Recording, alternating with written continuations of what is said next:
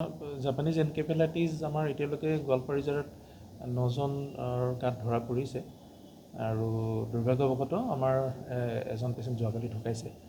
বাকী যিখিনি হস্পিটেলাইজ হৈ আছে আমাৰ চিভিল হস্পিটেলত তেওঁলোকৰ কণ্ডিশ্যন এতিয়া ইম্প্ৰুভ আৰু আমি যাতে আমাৰ জিলাত আৰু বেছি বিয়পিব নোৱাৰে তাৰ কাৰণে যিখিনি আমাৰ প্ৰতিৰোধকমূলক যিখিনি কাম আমি সেইখিনি কৰি আছোঁ।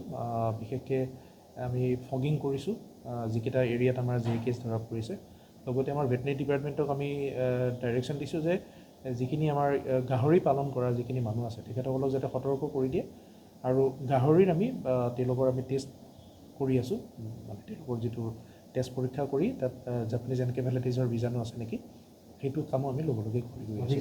সংক্ৰমণ হ'ব নোৱাৰে তাৰ কাৰণে আমি মানে মানুহৰ মাজত সজাগতা অনা, আঁঠুৱা টানি খোৱাৰ পৰা আৰম্ভ কৰি খেতিপথাৰত কাম কৰিব গ'লে যাতে দীঘল হাতৰ কাপোৰ পিন্ধি যায় আৰু তেওঁলোকে যাতে সন্ধিয়া যাতে মহে কামুৰিব নোৱাৰে কাৰণে ঘৰত ধোঁৱা দিয়া ইত্যাদি।